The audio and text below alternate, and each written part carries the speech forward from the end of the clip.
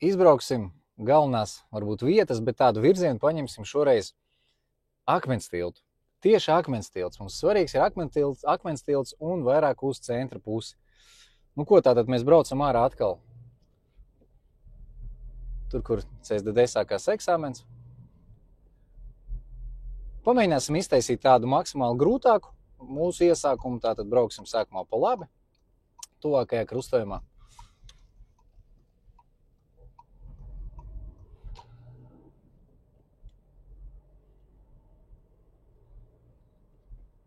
Jā, kā jūs zinat, mums ir eksāmenā pārsvarā ir 3 tilti, pār kuriem jūs varētu braukāt pāri Daugavai.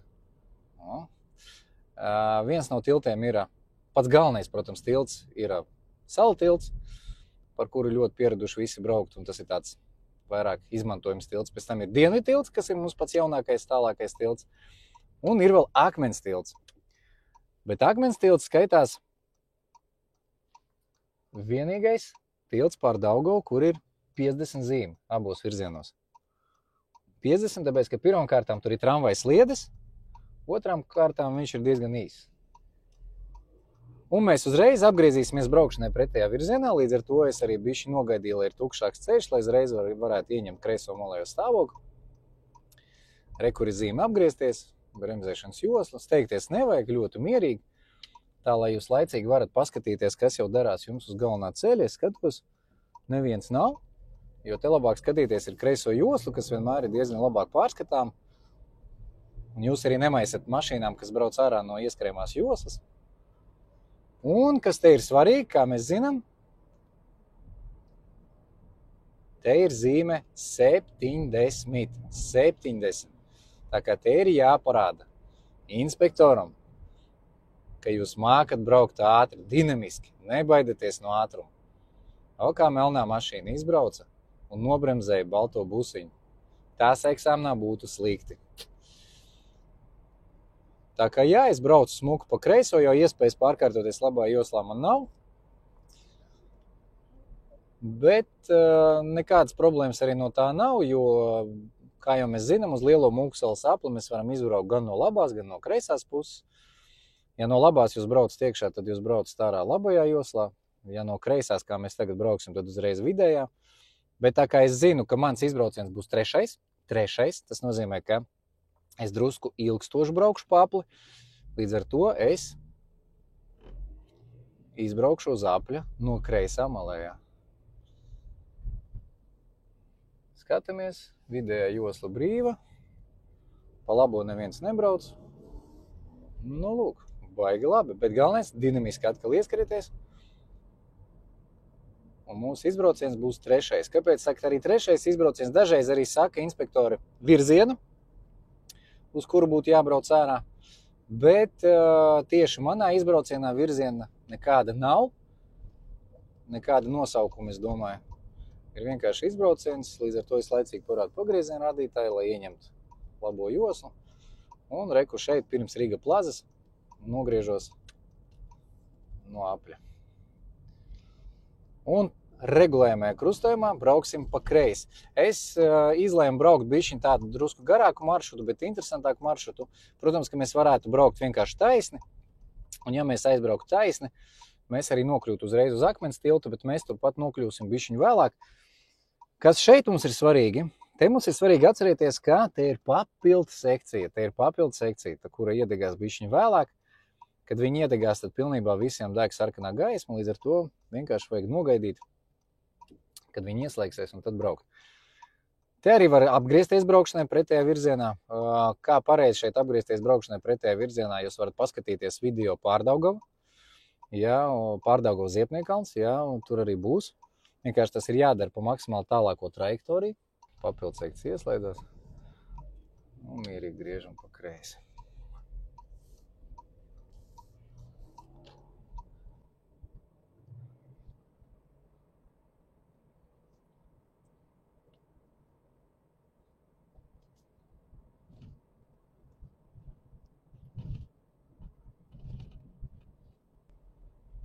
Un tālāk krustojumā brauksim pa labi. krustojumā brauksim pa labi, diezgan pārskatāms krustojums. Varbūt ļoti tur apstāties nevajag, jo laicīgi var pastīties, neviena nav. Un mierīgi nesteidzoties izbraukt ārā. Tālāk gan ir diezgan interesanta un svarīga vieta. Kā jūs atceraties, ja inspektors klusē, neko nesaka, mums visu laiku ir jābrauc kur? Taisni, atceraties, pareizi, taisni. Šajā gadījumā man arī ir jābrauc taisni, ja inspektors klusē, bet vajag neaizmirst to, ka man nav galvenais ceļš braucot taisni. Man ir jāpaskatās no labās puses, labās rokas likums, jo es čērsoju galveno ceļu, kas nāk no labās puses, neviena nav. Un tad es smuki tikai aizbraucu. To vajag bišķiņ piebremzēt, teatrāli pastīties, lai inspektors tomēr tic, ka jūs zinat, ka jums ir, ja kas, jādod ceļš. Jā, daudz redz zīmi galvenais ceļš un aiziet. Nē, bet jūs jau nebraucat pa galveno ceļu, jūs jau nobraucat no galvenā ceļa. Un te galvenais, lai viņš no labās puses nenāk. Nu, lūk. Tālāk. Nu, kā kurš te saka, kurš neko nesaka, it kā taisna zīme rāda, bet, es saviem kursantiem saku, tomēr vairāk pa labi mēs griezīsimies šeit. Bet galvenais neaizmirst, ka te ir stop zīme, tātad smuki pie līnijas, apstājamies, palaižam visas mašīnas, kas brauc. Kā es arī visiem saviem kursantiem saku, labāk ir aizskaitīt līdz 2 pie stop līnijas. 1, 2, tad 100% jūs esat apstājušies. Un tad jau mierīgi braukt. Latvijas universitātes ēkas. Studenti, jā, daudzi. Un tūlītās mēs atkal atgriezīsimies drīzumā uz tā ceļa, pa kuru mēs it kā brauktu. Ja mēs brauktu no Lielā Apļa vienkārši taisni, mēs izbrauktu pie Akmens tilta, jā. Šeit atkal inspektors neko nesaka, bet vienīgais te tā kā ir plats ceļš, tā kā jūs griežaties pa labi pa galveno ceļu, jums būtu jāieņem tuvāk labai maliņai. Labā mala, tā kā mēs smuki ieņemam labo, un tālāk ne šajā, bet nākošajā regulējumajā krustojumā mēs brauksim pa kreisi. Tā teikt, Akmens tilta virzienā. Protams, jums varētu inspektors iespējams pateikt, kad jūs grieztos pa galveno ceļu tikko, ka mēs pēc tam otrajā luksaforā brauksim pa kreisi. Ja viņš tā laicīgi jums pasaka, ka jūs pēc tam griezīsieties pa kreisi, jūs jau arī varējāt palikt kreisajā joslā uzreiz. Jā. Protams, ka tas jums būtu drusku vieglāk, ka nevajadzētu tagad, kā man, pārkārtoties pēc tam kreisajā joslā. Pēc tam krustojums bišķiņ pilns, mašīnas tur ir ielīdušas riktīgi iekšā, zaļā gaisa man ieslēdzās, bet krustojums ir pilns, līdz ar to es tagad, diemžēl, nevaru nekur līst iekšā. Man ir jāgaida, lai krustojums atbrīvojas.